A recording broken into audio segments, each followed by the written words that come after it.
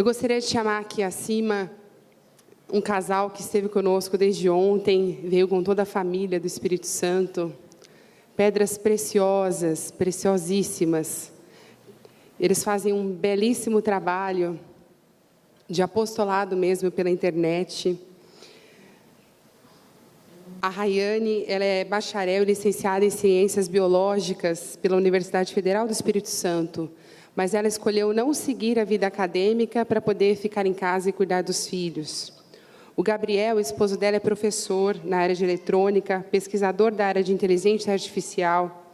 Ambos criaram um blog que chama Lírio Entre Espinhos, e eles se identificam, são da ordem terciária do Verbo encarnado.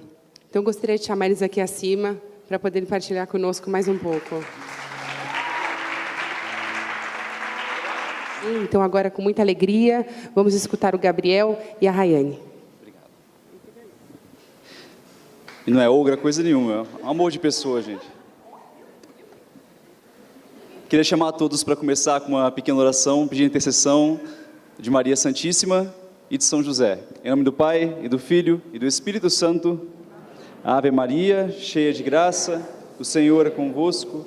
Bendita sois vós entre as mulheres, e bendito é o fruto do vosso ventre, Jesus.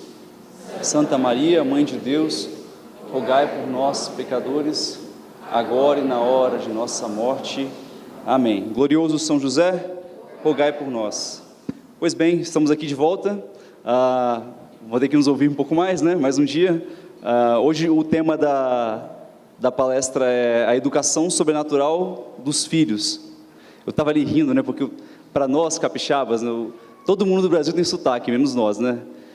Porque a gente vê televisão e o sotaque é igual ao nosso, né? E o sotaque carioca, particularmente, é muito sonoro, né?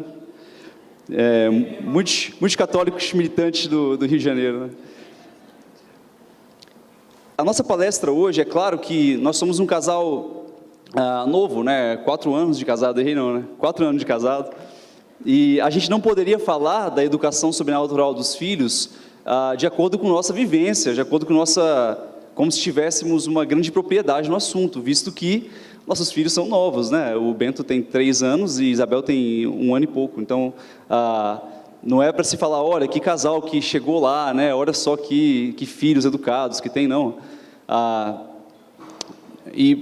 Inclusive, para a gente tem sido um prazer, ontem e hoje, né, conviver com muitas famílias da comunidade aqui, experientes, né? Os que estão nos auxiliando já têm filhos grandes, né, criados e educadíssimos, e crianças que estão num caminho muito bom, né? Então, são muito mais experientes do que nós na criação dos filhos, né? Mas o que vamos falar é sobre o que lemos, sobre o que os santos disseram, sobre o que a igreja diz. Então, eu gostaria de começar dizendo, né, que os pais, eles são os primeiros educadores. Sabe aquele ditado? Não sei se é só lá, acho que é do Brasil todo, né? Quem pariu Mateus que o balance, alguém já ouviu isso? Não? Né? Isso, ele demonstra muito bem, né, que naturalmente nós sabemos que a transmissão da vida, ela leva consigo a responsabilidade educadora. Por isso, né, quem pariu Mateus que o balance. Então, quem transmitiu a vida, que eduque. Portanto, educar os filhos é um dever e um direito essenciais dos pais, e não do Estado, como tem se tentado fazer hoje em dia. A abertura à vida, portanto, ela inclui levar os filhos à plenitude, e para isso, temos que fazê-los ter uma relação com Deus. São João Paulo II, São João Paulo Magno, o pai espiritual de nossa família religiosa, ele elenca 3 características do dever e direito educativo dos pais. A primeira é que esse direito e dever, ele é essencial, porque ele está vinculado, como eu já disse, à transmissão da vida humana. O segundo é que ele é original e primário, né, a respeito de outros agentes educativos, que são derivados e secundários, porque a relação de amor que se dá entre pais e filhos, ela é única e constitui a alma do processo educativo. Portanto, a escola, ela existe para servir as famílias, ela só existe para servir a nós. Nós somos os chefes da escola, os pais, porque as escolas, ao contrário de que elas têm que ensinar o que a lei diz, as escolas têm que ensinar o que os pais querem que seja ensinado para os filhos. E como é difícil para nós, pais católicos, encontrarmos uma escola que ensine o que queiramos.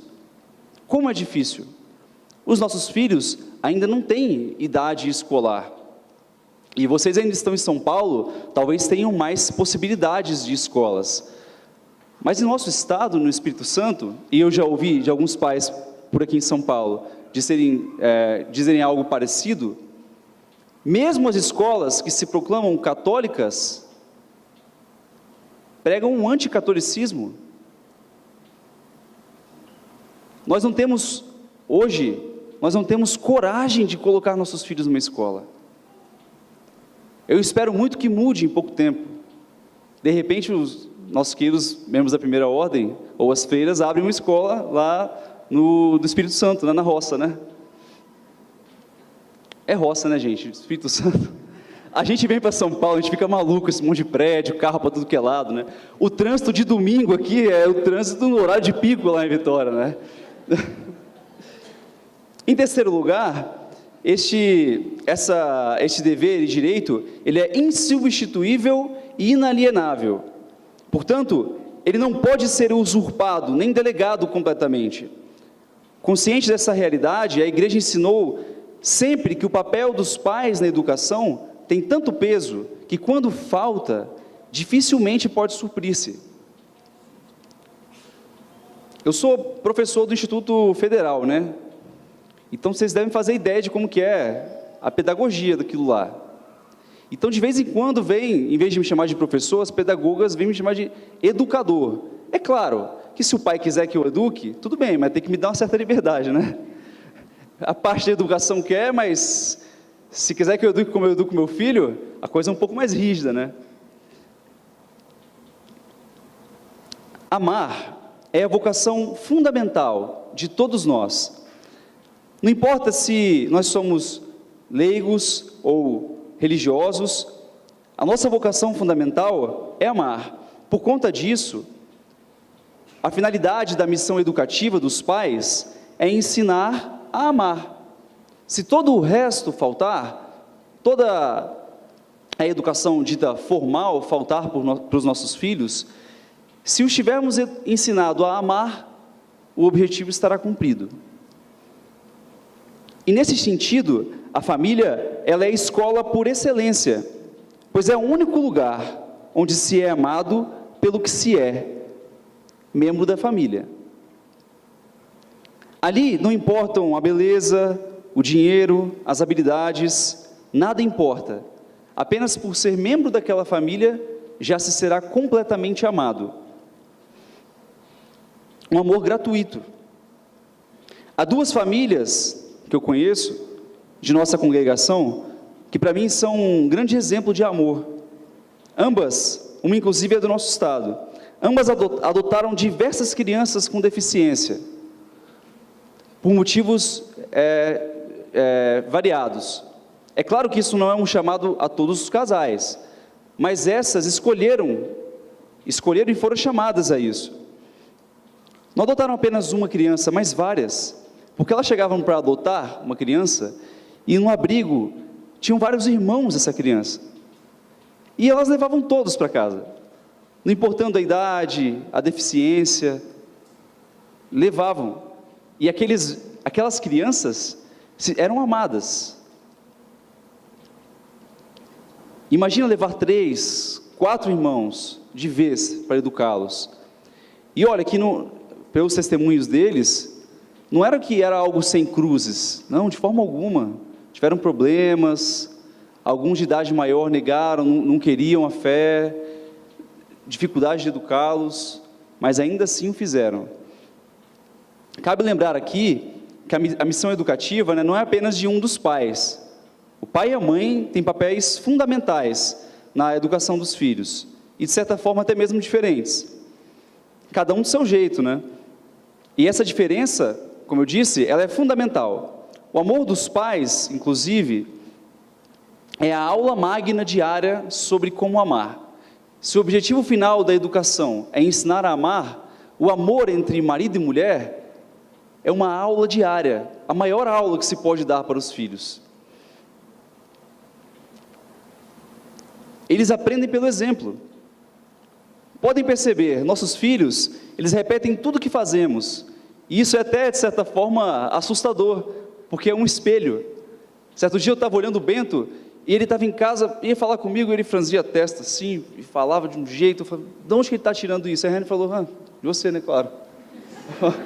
Não, mas eu não faço essa cara de emburrado, assim, não, tem essa cara sua. Então, depois que a gente vira pai, a gente tem que se vigiar o tempo todo, né?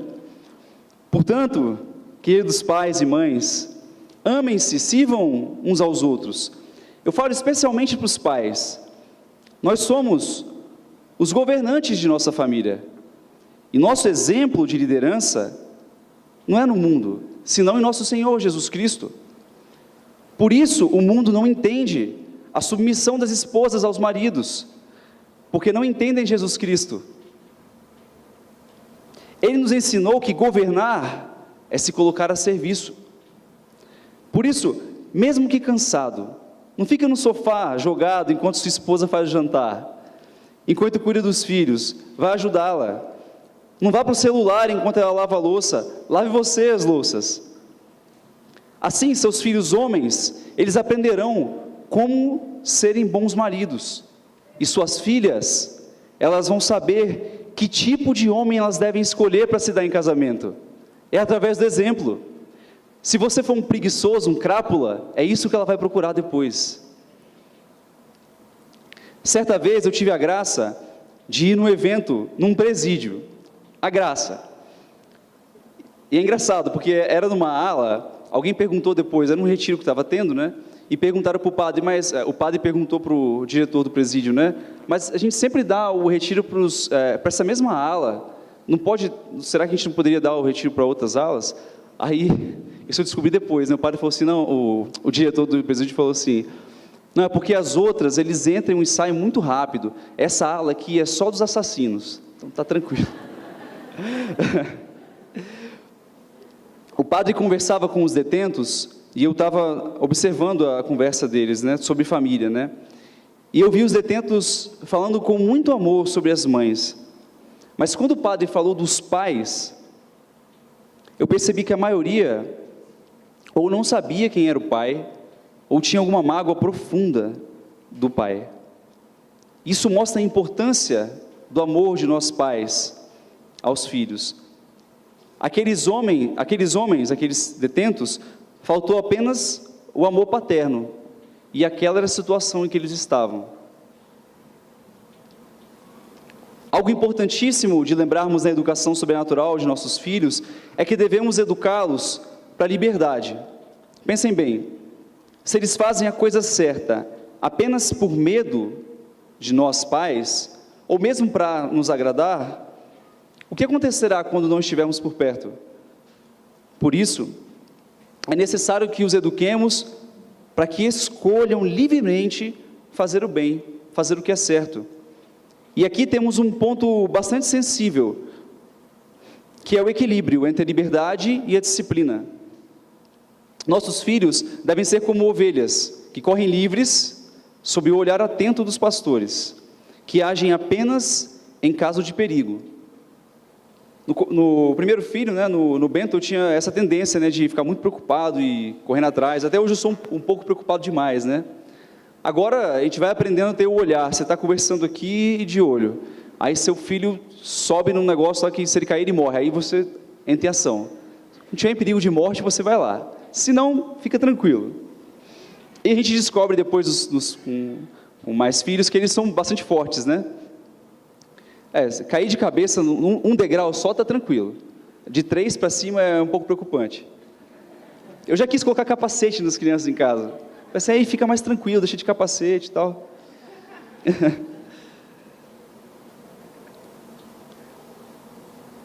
Educar para a liberdade é ensinar que só se alcança a plenitude pela entrega de si mesmo. E como fazer isso? Servindo e amando com alegria. Se fazemos cara amarrada, como o Bento imitava de mim, né? Toda vez que vamos rezar o terço, por exemplo, ou toda vez que vamos servir a esposa ou a esposa ao marido, fizemos cara amarrada toda vez que vamos à Santa Missa, nós não estamos ensinando que servir leva à plenitude, que amar a Deus é bom. É preciso ser um cristão feliz em casa, para que nossos filhos aprendam que a nossa esperança, ela está no céu, e que ser cristão é algo bom, não é algo ruim.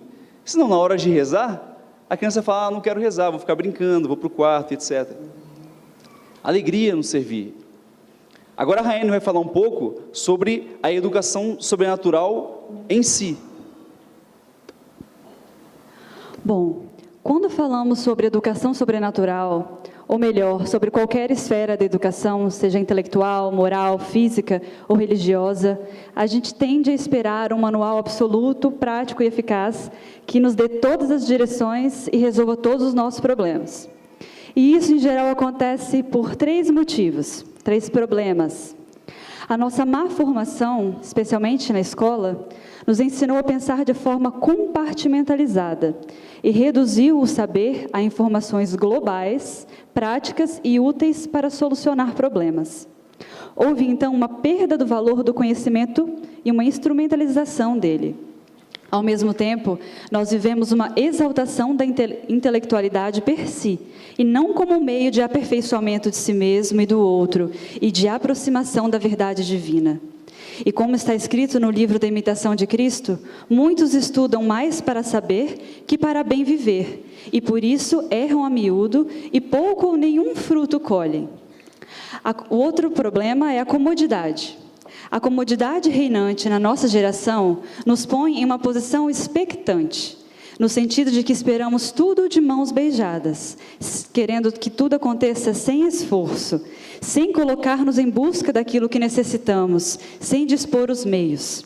Sendo que a nossa posição tem de ser atuante e fazer como ensina Santo Inácio, trabalhar como se tudo dependesse de nós e confiar como se tudo dependesse de Deus.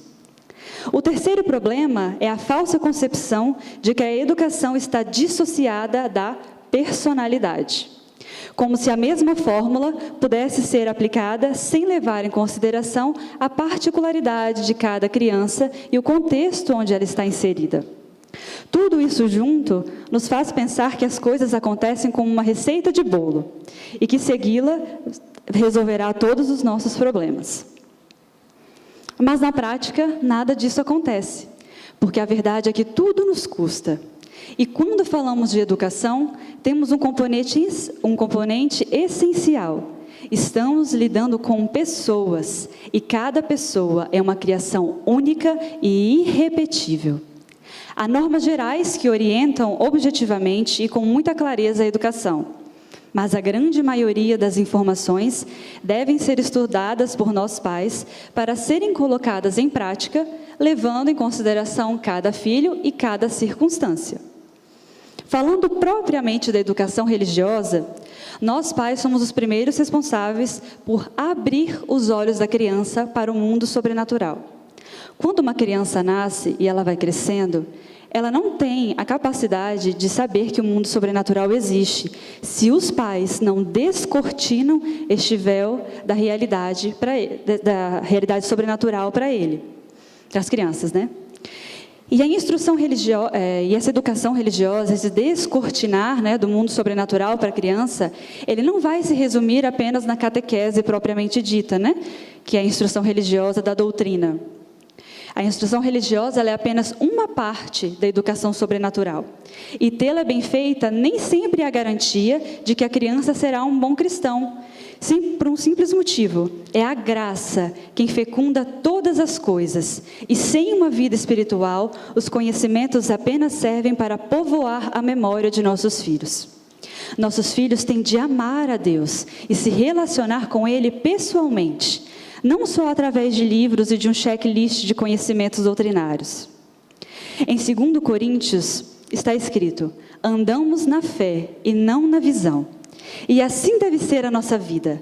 Afinal, como está no Evangelho, felizes os que creem sem terem visto. Mas o que acontece é que na maior parte do tempo, temos olhos para ver, mas não enxergamos, como diz São Mateus.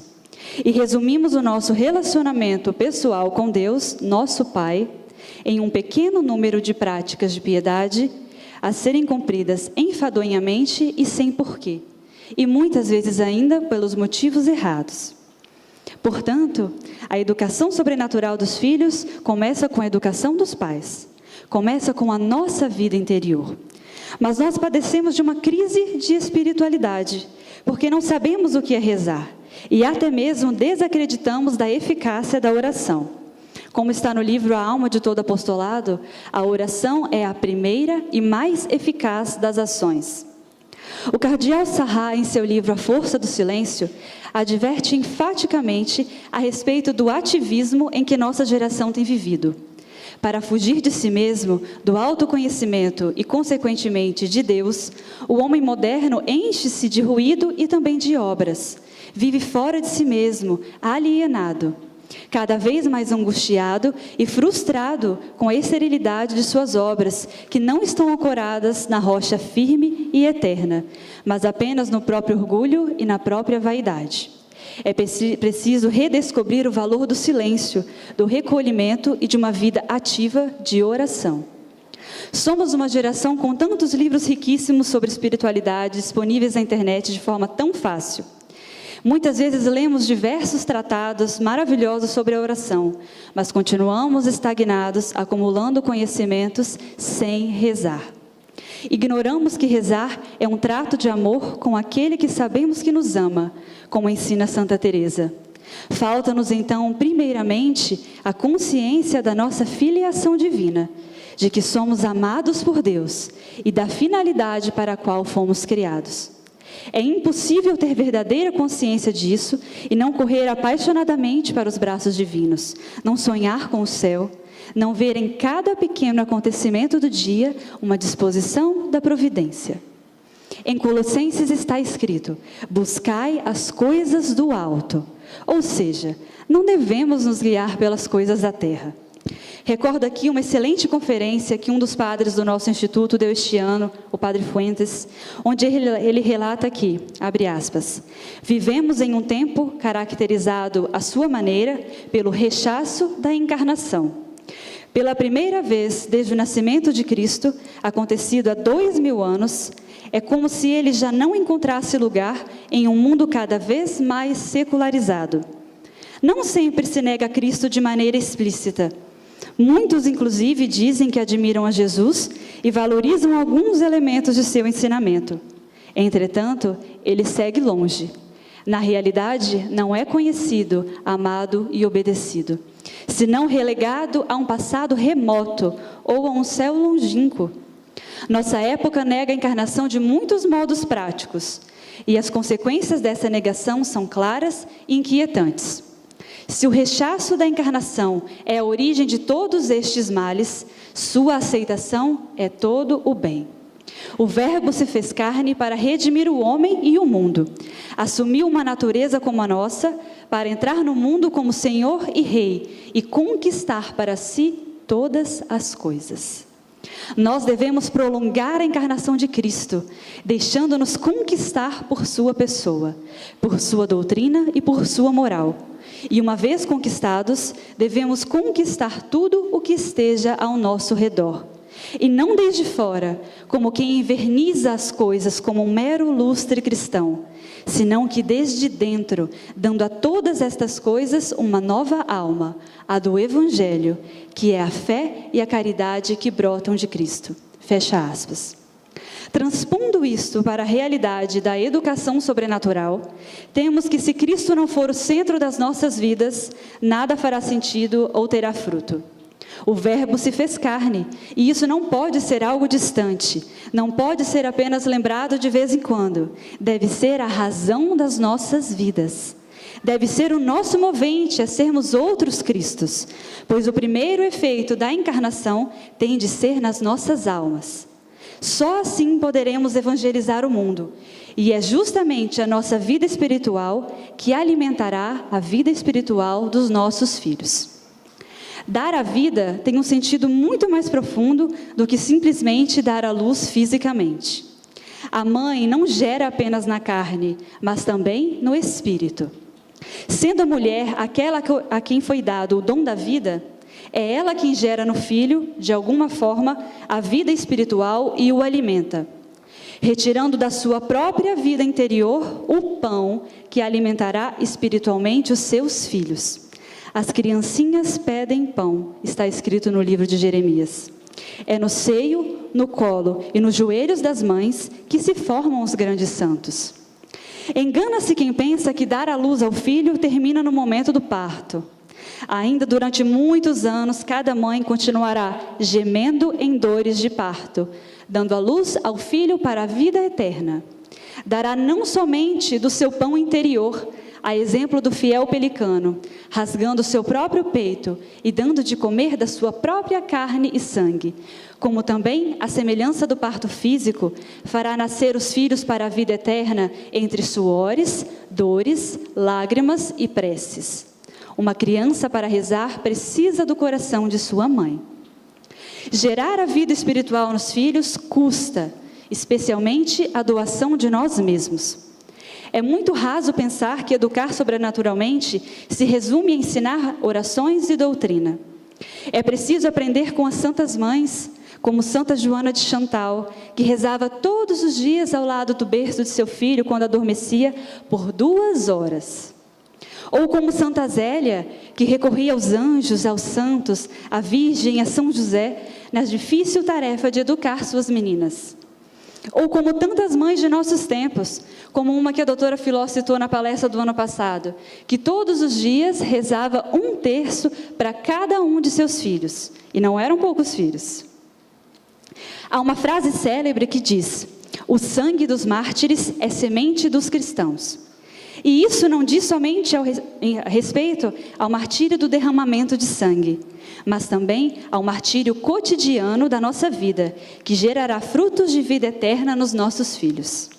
O nosso fundador, o Padre Buela, diz: é a cruz quem fecunda todas as coisas, e é somente ela que é capaz de tornar algo fecundo. Dessa forma, podemos aprender na escola de Santa Teresinha, que um alfinete recolhido por amor pode salvar uma alma. Se olharmos nosso trabalho e vocação apenas com olhos humanos, sempre nos frustraremos. Parecem ser tarefas que não acabam, a serem repetidas igualmente dia após dia.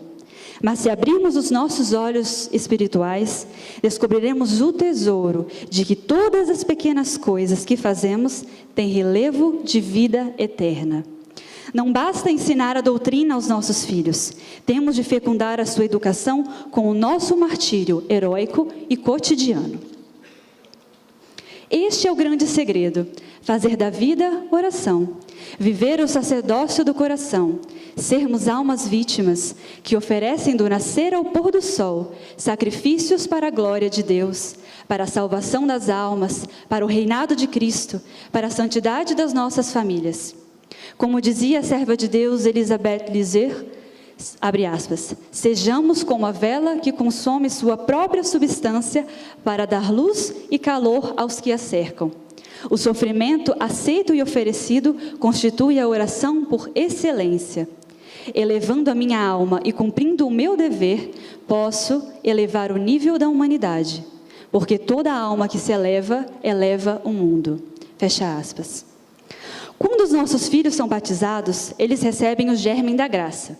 E nós, pais, temos de atuar com Deus, cooperando com essa graça. Então, nós não somos apenas co-criadores com Ele, mas também cooperadores, como o Padre Tanqueray vai explicar no seu Tratado de Ascética e Mística. E esta vida que foi dada aos nossos filhos e também a nós no batismo, é a mesma que a do céu. Como a do germe contido em uma semente, é a mesma que aparecerá no carvalho plenamente desenvolto. É uma participação da vida íntima de Deus. Esta vida faz com que, desde aqui na terra, sejamos templos da Santíssima Trindade. É um mistério da inabitação da Trindade que Santa Elizabeth nos trouxe em sua doutrina espiritual. A educação só é eficaz com a graça, como ensina São Manuel Gonzalez. E isso significa estado de graça dos pais e a graça de Deus para fecundar as nossas crianças. Em um livro do Padre Fuentes, ele foi muito feliz em relembrar que nossas crianças não nascem santas. como muito se pensa hoje, devido ao pensamento de Rousseau, de que o homem nasce bom. Todas as crianças nascem com o pecado original, e se não formos firmes e fiéis em conduzi-las para o bem, por causa das tendências do pecado original, elas serão más. Tanto é que toda criança, como ensina São João Bosco, precisa apenas de um contato com um mau exemplo para aprendê-lo, enquanto que para fixar um bom hábito, precisa de uma série de repetições e correções. A educação é, de certo modo, então, uma guerra. E nós não venceremos essa batalha de dar filhos a Deus se não tivermos armas. E as nossas armas são oração, penitência, frequência aos sacramentos, formação e auxílio dos sacerdotes. A respeito da criança, ainda é preciso ter muita paciência e naturalidade. É preciso que ela viva em uma atmosfera sobrenatural, que saiba que somos amados e criados por Deus, qual a finalidade da nossa vida, a gravidade do pecado, ver nas situações cotidianas a ação divina. Ter vida de piedade familiar, caridade com os pobres, fazer novenas, valorar o sofrimento, render a Deus ações de graça pelo simples alimento que chega nas nossas mesas todos os dias. Assim, por sua capacidade de esponja, que absorve todas as coisas e as adere em sua própria personalidade, irá desenvolvendo espontaneamente sua relação pessoal com Deus. O Papa Pio X escreveu que haverá santos entre as crianças. E quantas já se fazem notar?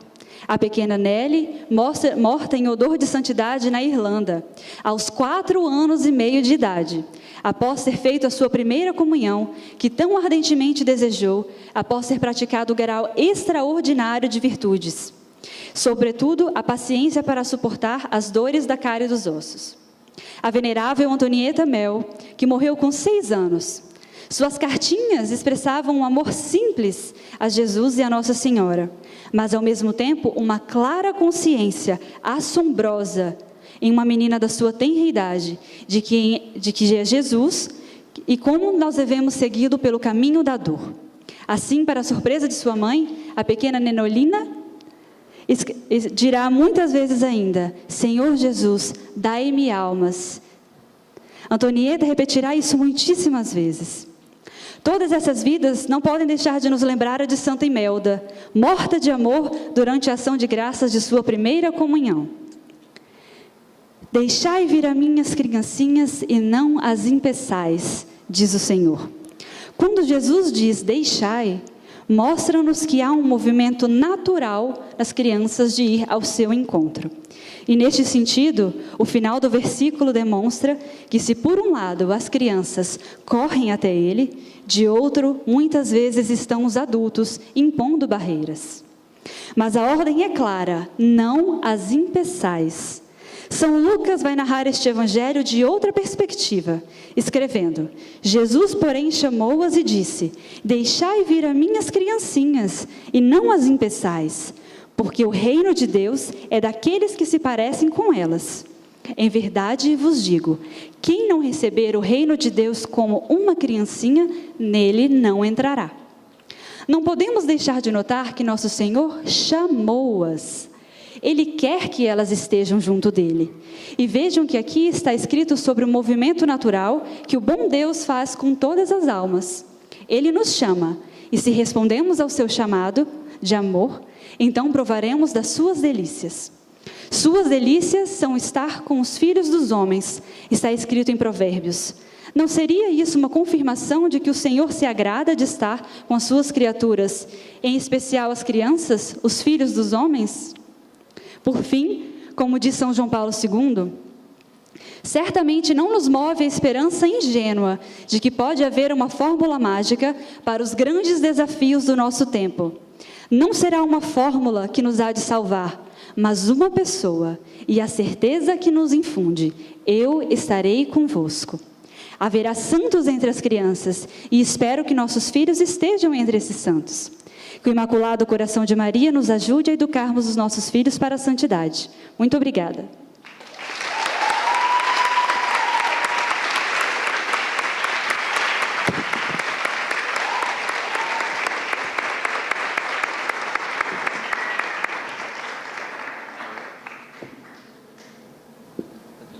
Que maravilha! E é tão engraçado que se a gente pensa sobre os dois temas, dá a impressão que são totalmente antagônicos, né? Um de lado do outro.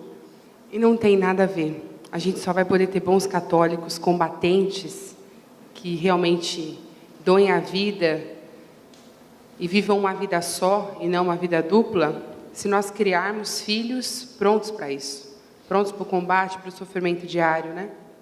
E agora nós vamos às perguntas. Primeira pergunta para a Cris. Vou chamar você só de Cris. Ih, sai da tela. Tem um aqui que eu achei bem legal. Aqui.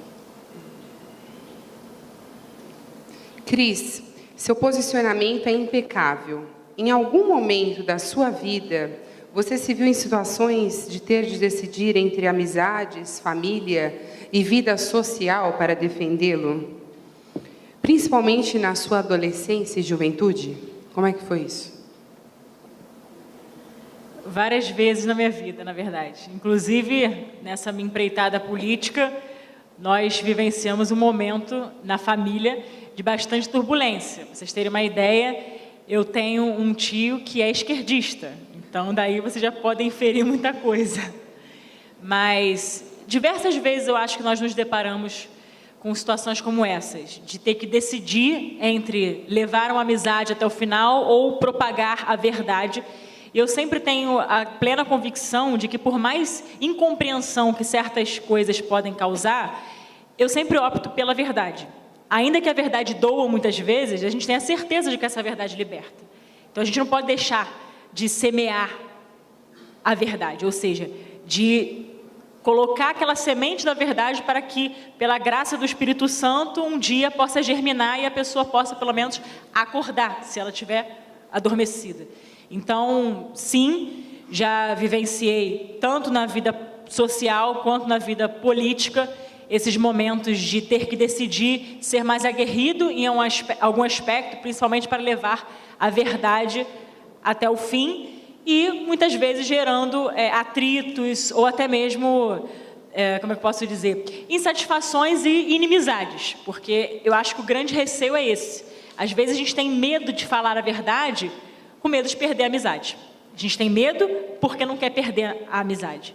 Mas muito mais vale propagar a verdade e esperar que esse dia chegue para que ela liberte, do que simplesmente a gente, em nome de uma amizade, a gente acaba sacrificando a verdade, como diria Santo Agostinho, como eu mencionei naquela frase anterior, sacrificar a verdade em nome da caridade. Não sei se eu respondi, né? Tem que ter esse objetivo. Qualquer coisa, se não tiver respondido a contento, ao final a gente pode conversar mais. Muito boa. Agora para vocês. Tenho muito medo de perder meu filho para o mundo, mesmo buscando educá-lo na fé e na moral católica. Porém, o convívio com familiares e escola pode tornar mais exposto a isso. Como lidar com essa situação?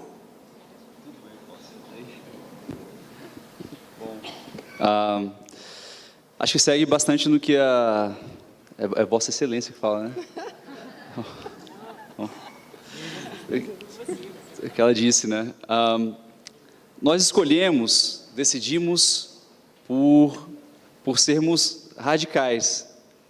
E a mim é até um pouco caro falar sobre isso, né? Porque a gente vive num lugar, vou dar um exemplo simples, né? A gente vive num lugar praiano, tem muitas praias no Espírito Santo, né? E a gente mora muito perto da praia, né? E praia, piscina, e esse é o ambiente, né, de família e amizades que tínhamos, né? E bem, observando como são esses ambientes de piscina e de praia, por exemplo, nós decidimos que não dá para piscina, a gente não leva nossos filhos, por um simples motivo que, bom, as mulheres estão praticamente nuas lá, e eu não quero criar meu filho de forma naturalista. Praia, é engraçado, a gente chega na praia 7h30 da manhã, quando tarde, e quando dá 8h30, estamos correndo para casa. A família liga, vamos na praia, vamos na piscina. A gente, não. E nisso vocês já devem imaginar que as amizades vão rareando, né? Porque toda vez chama lá e o Gabriel e a Rainha não vão. Aí chamam para ir em tal lugar, Gabriel e a Rainha não vão. Chamam para ir num lugar que tem aquela música, lá se ouve muito sertanejo, não sei aqui, né? Se parar para ouvir a letra dessas músicas, fala de pecado o tempo todo. E criança, como a gente disse, uma vez que ouviu aquilo ali, vai começar a cantarolar aquilo em casa. Isso tem um efeito na criança. E nós não queremos esse efeito em nossas crianças. Então nos acusam, vocês criam seus filhos numa bolha. Se criá-los numa bolha, se o efeito disso será a salvação deles, com muito orgulho, até o momento que eles tenham a capacidade moral, a formação moral, para decidirem por si só. Enquanto a decisão for minha e da Rayane, o pecado não vai entrar na vida dos meus filhos. É isso.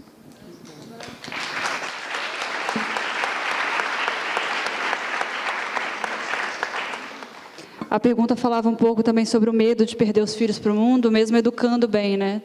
E isso pode acontecer. A gente tem que ter a maturidade de entender que mesmo tendo uma boa educação, isso não tira o livre-arbítrio que eles vão ter lá na frente, né?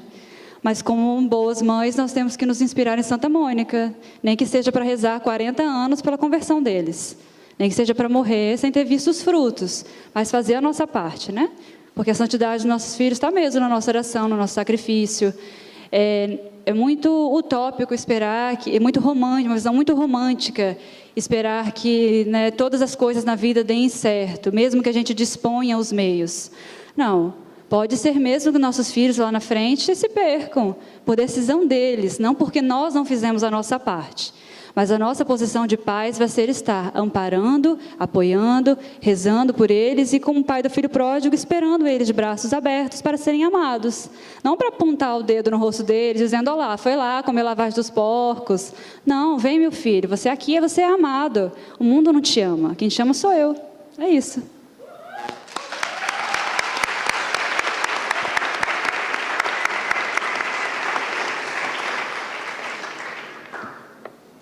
Agora para a Cris. Como fazer um corte em professores, alguns que se dizem católicos, que colocam o LGBT e o aborto são certos, onde falam que a igreja não tem que opinar, que o Estado é laico, que não tem religião.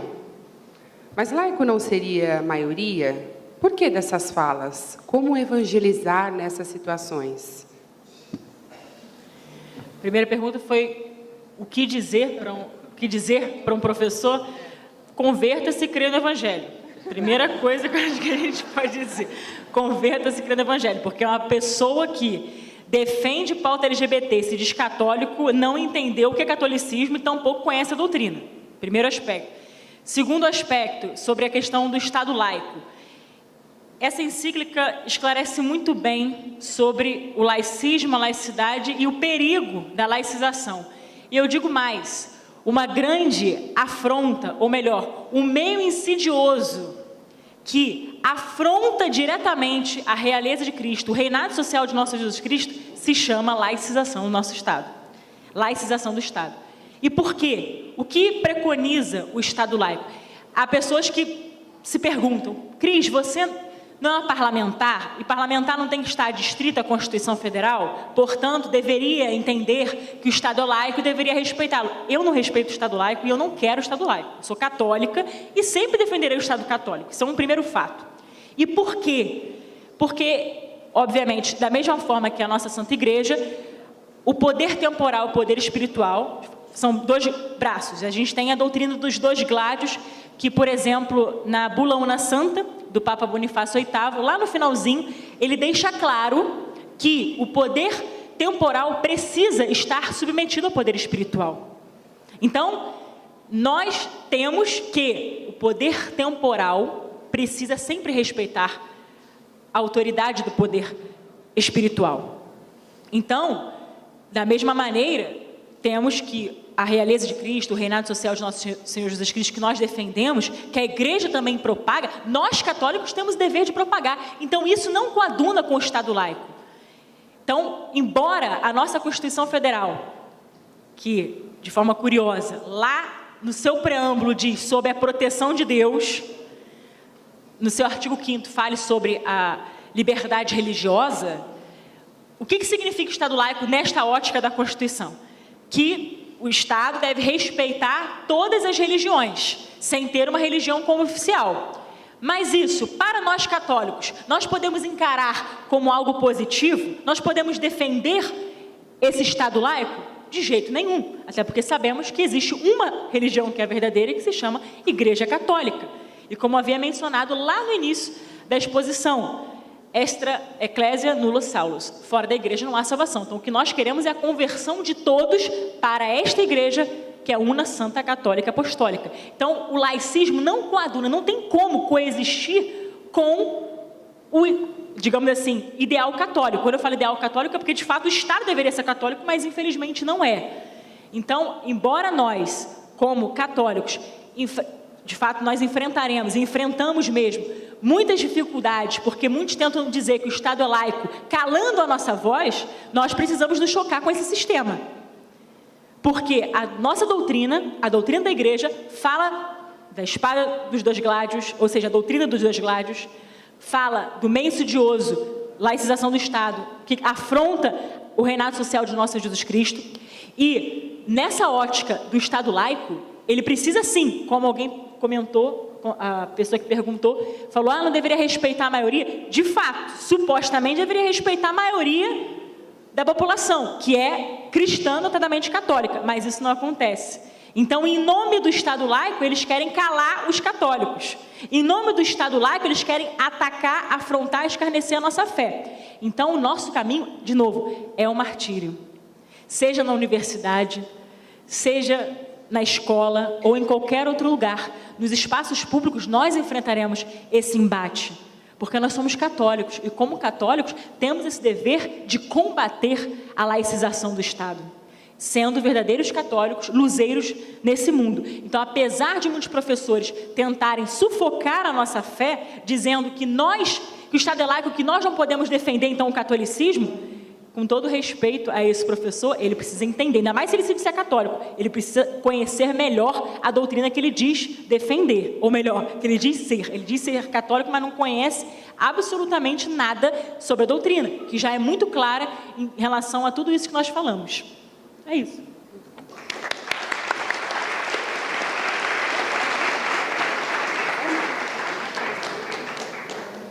Bom, e agora a última pergunta para o Gabriel e para a Rayane. Primeiro, uma solicitação para vocês fazerem um canal no YouTube. Colocaram aqui, o canal é no YouTube, lendo esses lindos textos. E as mães e os pais que não têm condições de fazer homeschool e nem de pagar uma boa escola católica verdadeira, o que fazer?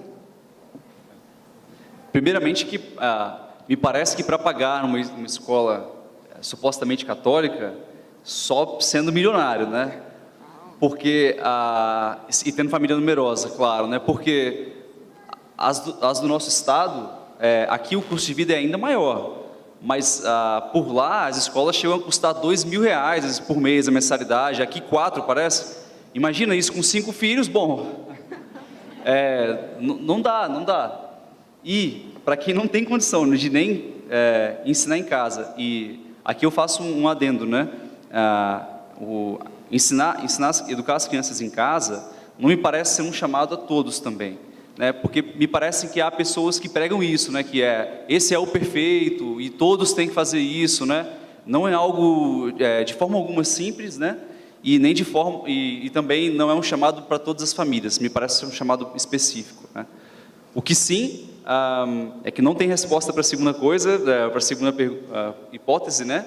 Mas o que me parece uma solução é nós, pais, nos organizarmos e fundarmos escolas católicas para os nossos filhos.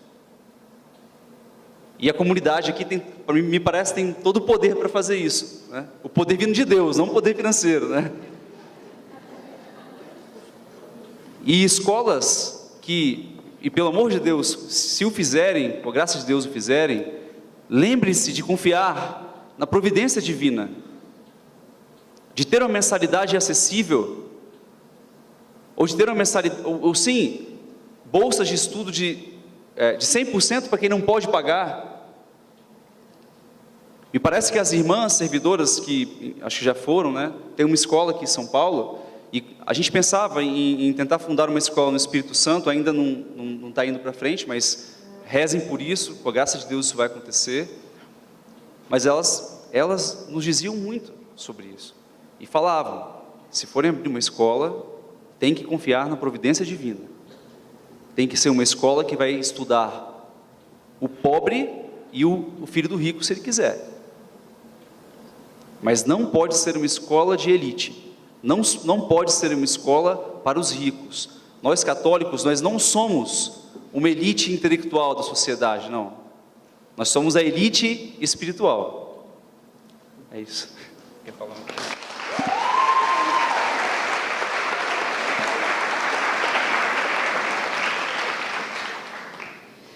Hoje a gente tende a levar uma vida um pouco medíocre, né? No sentido de que o nosso fundador, por exemplo, ele disse que nós temos que ter espírito de príncipes. Nós temos que fundar grandes obras, grandes instituições, porque durante tantos anos na igreja foram leigos que fundaram hospitais, que fundaram escolas, orfanatos, que ajudaram as viúvas, que foram dar comida aos pobres. Então, nós temos que ter a coragem de abraçar. E muitas vezes esse chamado de fundar escolas, por exemplo, está confiado a uma vocação que há muito preconceito. A gente estava até conversando sobre isso hoje, que são os leigos consagrados.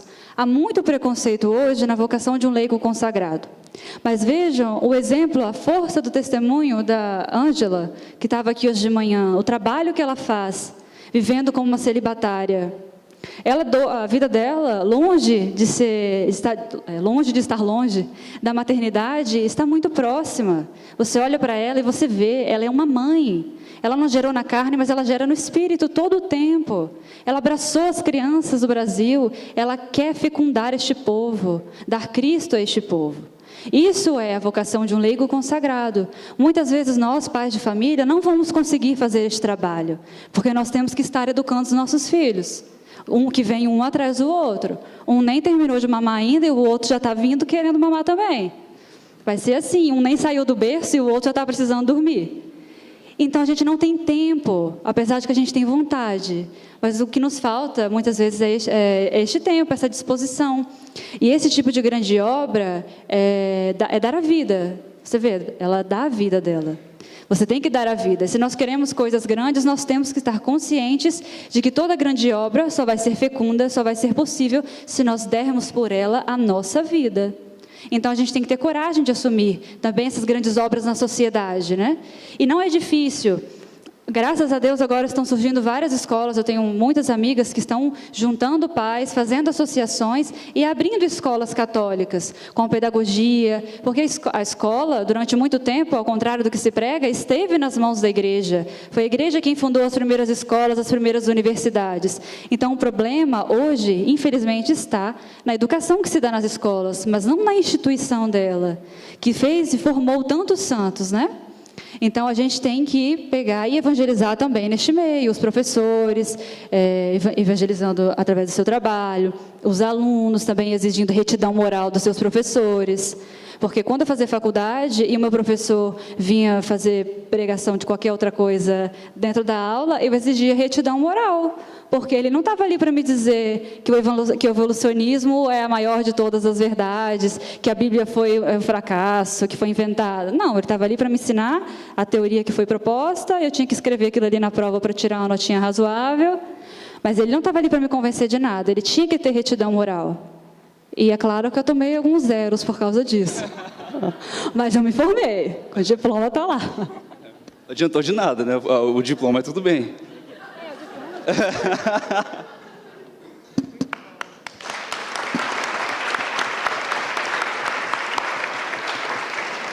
Bom, acho que eu poderia passar a noite toda fazendo pergunta e escutando eles responderem. Foi realmente maravilhoso. Que a Virgem Santíssima guarde o apostolado de vocês. Tão distintos, mas tão próximos, né? que o Imaculado Coração de Maria possa esconder vocês lá dentro mesmo, deixar vocês escondidinhos no coração dela, e assim vocês possam realmente levar o nome de Cristo a todo mundo. Muitíssimo obrigada.